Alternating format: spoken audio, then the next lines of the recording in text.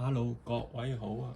翻嚟我哋繼續分享另一隻恐龍。咁呢個就出咗一排㗎啦，就唔係啲新嘅，亦都唔係而家嘅電影系列，就係、Jurassic World Chaos Theory 裡面應該係 Netflix 嘅卡通片啦，應該係，我就係啦冇睇啦。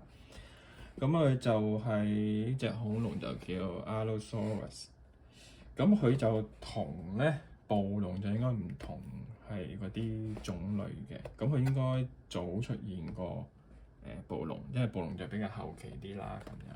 所以佢哋都係嗰啲兩隻腳啊、食肉啊嗰啲，但係就應該唔同樣。咁應該係早期嚟講，佢就應該係比較惡嗰一批嚟嘅。咁 size 係會細過暴龍少少。咁佢呢個叫做Ruthless Rampage。係啦，咁啊另外咧就叫做 Epic Evolution 啊，我都唔知佢呢個系列叫咩名。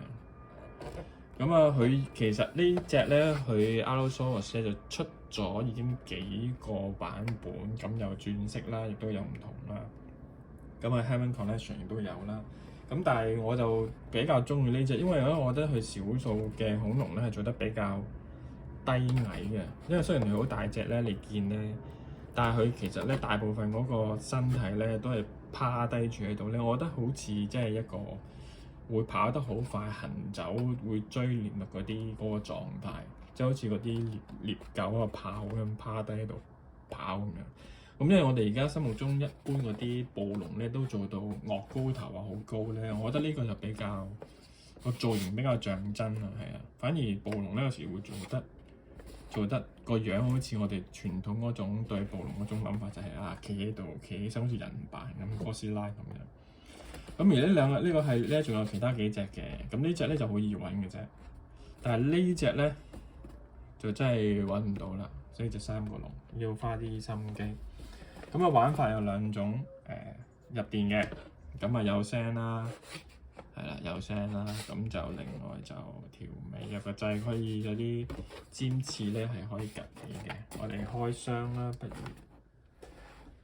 開箱。咁佢呢隻色咧，佢都係採取比較係簡單，但係咧，我覺得佢好靚，一個通，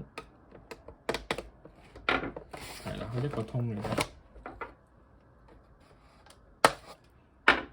咁啊，上色嚟講係簡單嘅。睇埋應該有說明書喎，因為有電所以有說明書。睇下說明書先。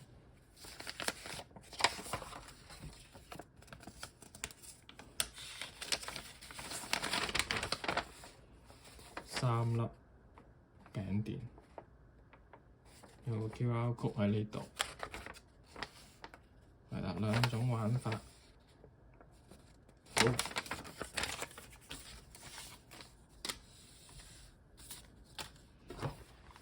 係啦。咁我覺得佢鍾意嗰個低矮流線嗰個造型啊。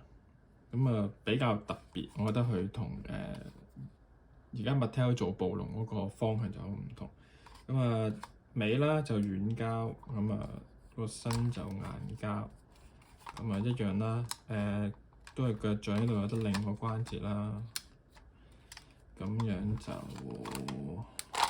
呢個就唔係喐好多。我諗最主要俾你係烏低身食嘢，同埋我高企少少，係啦咁樣咯，或者烏低身咁樣咯，咁啊都足夠嘅，係啦，係啦，咁啊手咧就都係得一個關節。你可以當係兩個啦，即係轉軸同埋一個90度啦，可以咁樣啦，係啊。好啦，咁啊，另外咧就係呢個係玩呢個嘅啫，呢個碌，咁啊可以向一個方向碌，一個向下向上咁樣。佢會彈翻埋個口，我覺得呢個就最得意，咁樣。咁你兩個方向碌都得嘅，向翻咁樣碌就得啦，向後碌咧都係同等效果，不過佢就反方向咯。同埋個口咧係吸落去嗰下係幾得意嘅。好啊，另外就係呢個刺啦，呢度嘅掣係啊。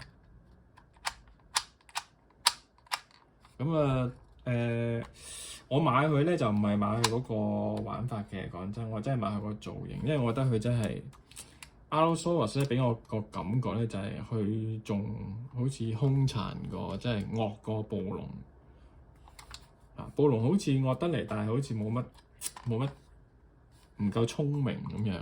但係佢呢個好似好奸咁啊！我覺得直頭好似咁啊，雕工亦都真係我覺得一流啦嚇。